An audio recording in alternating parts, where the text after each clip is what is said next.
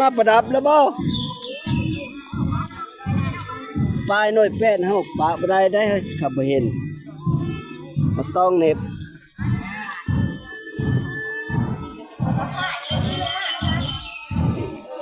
สองทางติดต่อมนต์ซ้อเสียงผู้ไทยเดินหาฟ้าไม้พี่น้องดอกคูณเหลืองงามยามส่งพระหรือว่ายามตบพระทรายบ้านนี้ก็ได้แล้วดอกคูณกับพี่น้องลงไปตบพระทรายน้ำกันไปเบิ้งเลยไปเบิ้งน้ำกันเลยพี่น้องคุณและทางลงกันมาฮอดวัดแล้วพี่น้องกำลังพากันตบอยู่สุขอยน่ะน้อยแปดเป็นน้อยอยู่ได้เพราะว่าน้อยแต่น้อยหนึ่งฮอดน้อย14นะกับ14น้อยแต่น้อยหนึ่งฮอด14สุขอยน่ะน้อยแปดแต่พากันกำลังเงินตบนำอยู่ตบทัดทรายพี่น้องหัวหน้าน้อยเฮ็ดคักๆได้นี่แหละหัวหน้าน้อยแปดนะ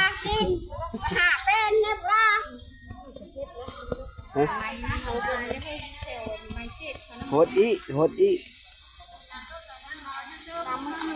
อ้าวสิเลิวตบเป๊ะบ่เอาก็ได้สะไปหาไม้ก็สั่งการเลยถ้าไปหาไม้มาตบเป๊ะวะตบเดียวน้อยแปดเฮา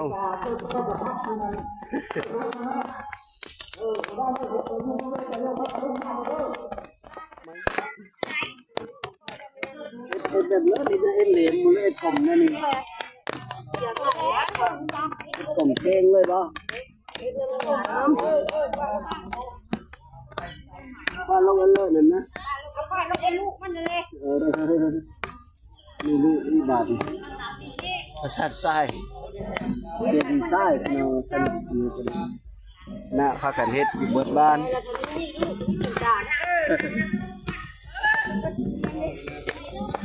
โอเคครับอยู่วันนี้นะ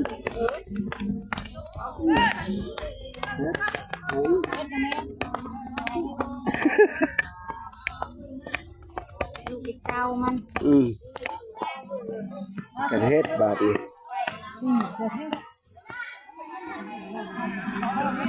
เฮ็ดลูกมันเซอร์เฮ็ดนั่นแหม่มันละก็ดิโคตรมันเป๊ะคักๆมันสิแน่นนี่น้ำหน่วยแปดเยอะแล้วได้พี่น้องเอ้ยไปหน่วยแปด14ครอบโคบ่หรือ15ครอบโค14เนาะหน่วยแปดเฮา14ครอบโคทั้งงามทั้งแล้วก็นี่ดอกคูณในเสาเชิญได้ไหมจำคิดคนนั้นน้อยก็โสดได้นี่เลยคนนั้นน้อยโสดช้ำบ่มีฮอดพอน้อยมีแต่แม่น้อยอันแม่น้อยไม่ทันได้มีครูเฮ้ยเนี่ยแม่น้อยโสดเอาอีลานั่นนะโอ้ตกดุกันเนาะหาไม้สักลูกเอาไม้เดี๋ยวเปิดลงมาแล้วตบเขาที่แล้วพัดสิได้บัดเขาจะสิได้อันต้นตกเลยน้องเห็นไหมก็ควัดหลุมลงบ้าน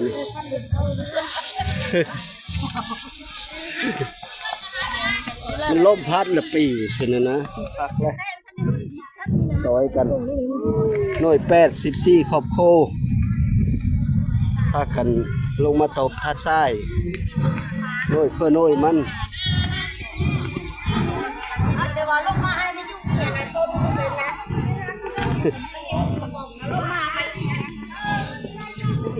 นี่หน่วยแปด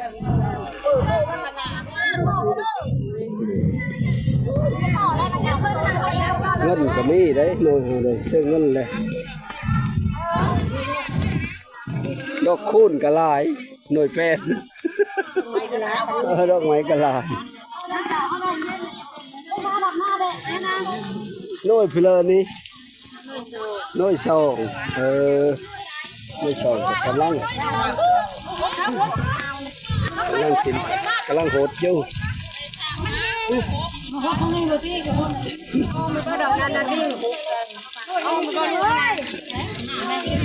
น้อยไปเลยนี่น้อยหกน้อยหกกำลังเฮ็ดพี่น้องน้อยไปเลยนี่น้อยห้าน้อยหกน้อยหกน้อยไปเลยนี่น้อยดาวน้อยเก้าบ่ตัวนี้เด้น้อยไปเลยกงนะน้อย11น้อย11บ่เลขมาได้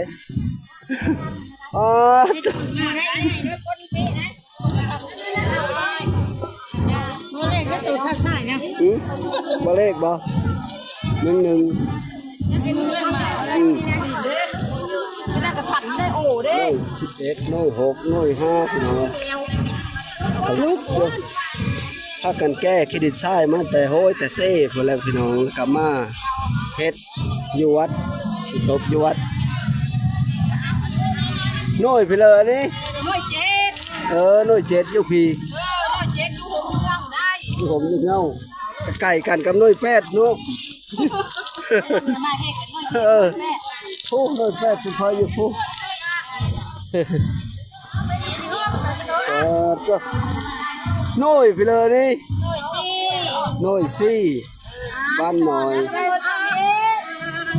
คุณตาก็อยู่น้อยสี่แล้วบ่ค่อยคนมาเป็นแล้วเขาไล่นี่แต่น้อยชาก็อยู่น้อยชีแต่คนนั้นเลิกเขาก็เอาอย่าดอกเขาไม่ได้ไล่ออกจากบ้านเขาไม่ได้ไล่ออกจากบ้าน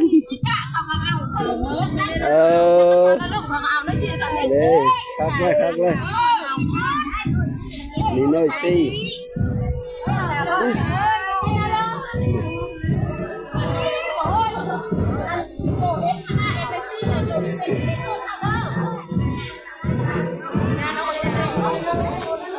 น้อยไปเลยนี่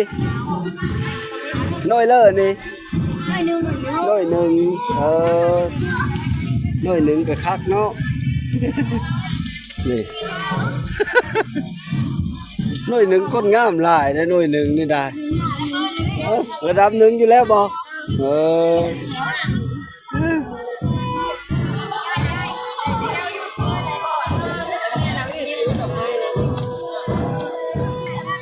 น้อยสามน้อยสี่น้อยหนึ่ง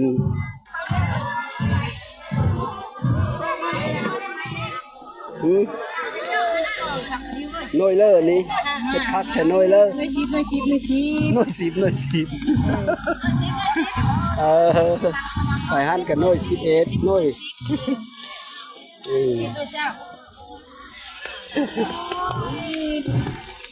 พักกันพร้อมเพลงกันน้อย10นี่พี่น้องโอ้ขลุกอยู่น้อย5บ่เอาคักได้เป็นช้างเบิ่งดอกไม้จะป่าข้าว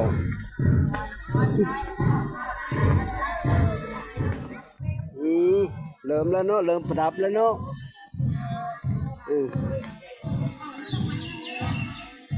จักน้อยพี่เลยแล้วเริ่มแล้วน้อยช่องบ่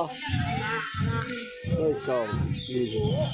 เริ่มประดับแล้วน้อยช่องก็ดีก่อนน้อย8เฮาแล้วก่อนหมู่มาได้แม่มาประดับแล้วบ่ปลายน้อย8เฮาปะบ่ได้เฮ้ยขับบ่เห็นบ่ต้องเน็บ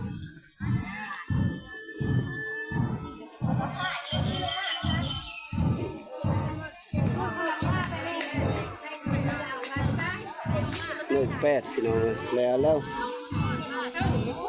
ฮะเขาก็มีเห็นแล้ววะอย่าเขามีจากน้อยเป็ด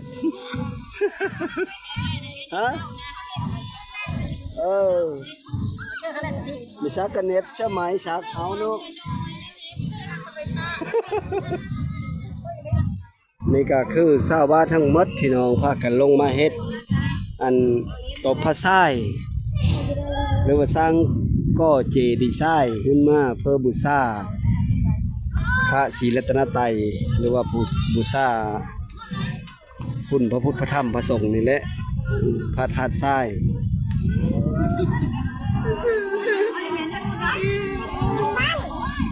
ครบปีมากก็ได้เฮ็ดในนี้แต่ละปีในบ้านคอยนะพี่น้องสมมติว่าเฮาไปตบอยู่โห้ยไปตบอยู่อันนั้นผัดมันสิบ่มีอันพอได้ดินทรายนะมาอันก่อพื้นวัดนะพี่น้องแล้วนี่เฮาก็เอาดินทรายนี่ผสมเสื้อซิมั่งแล้วก็ไปเทพื้นวัดก็ได้ประโยชน์แต่ครบปีมาแล้วเพิ่นละผ้าเฮ็ดแน่นี้นะพระอาจารย์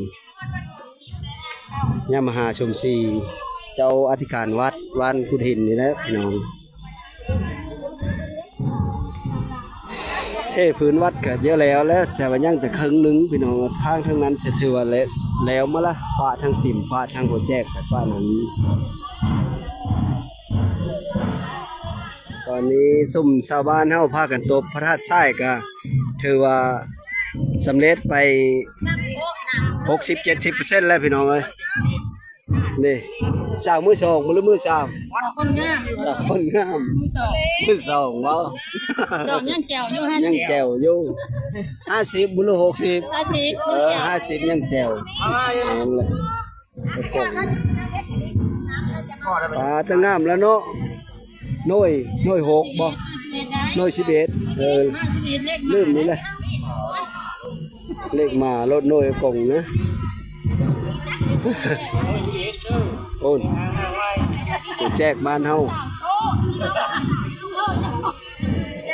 มาเด้อแม่เฮ้ยมาปั้นน้ำมูเด้อแม่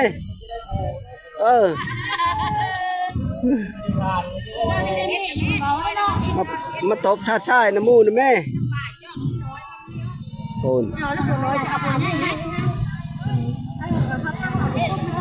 จากเฮาตบพระทรายแล้วก็พากันจุดเทียนตุบไต้เทียนไต้ทูบพี่น้องหน่วยแปด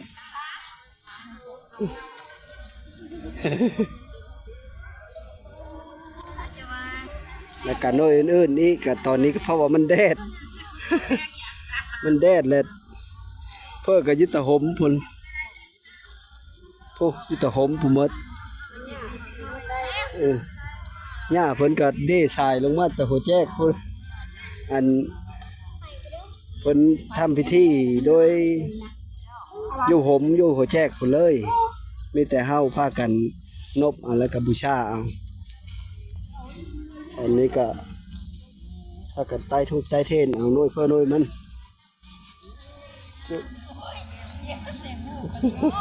มันดีเจ็บเนาะก็เห็นมันนั้นดอนนี้ค่อยระวังเมนสิเนาะตะอะไรหน่วยเลิกงามนี่มาหาเล็บบางก้อน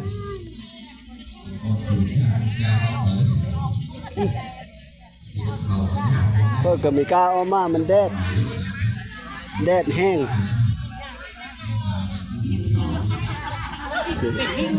นี่แดดหอนแห้งดีได้น้อยเลิกว่านี่นะน้อยใหญ่น้อยหกน้อยใหญ่โอนน้อย7บ่ตัวนี้6เนาะ4น้อย4นี่น้อย4บ้านน้อย14น้อยพี่น้องใส่ทุกใส่เทนเลยเอาหมดล่ะ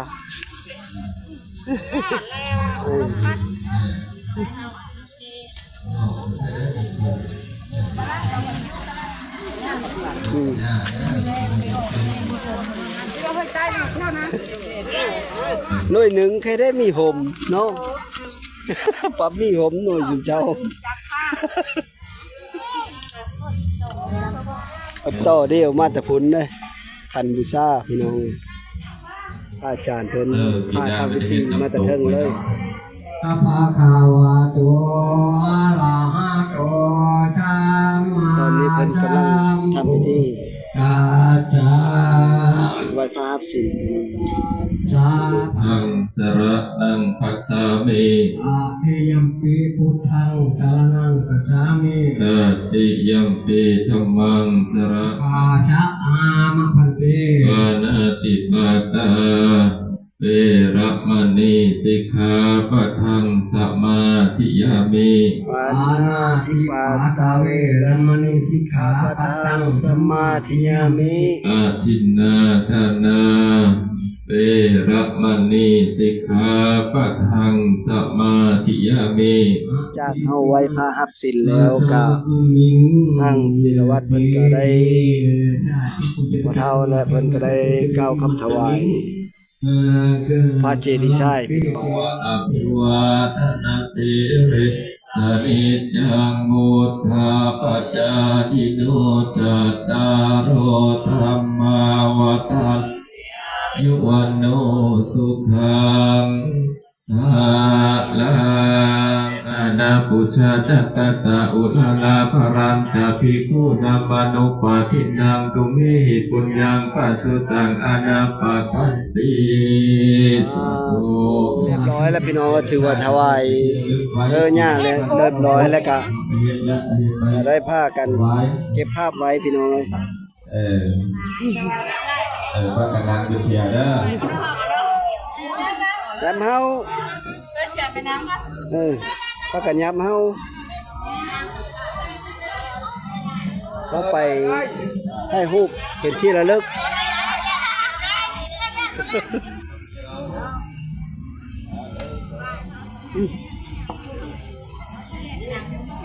ตอนนี้ก็พากัน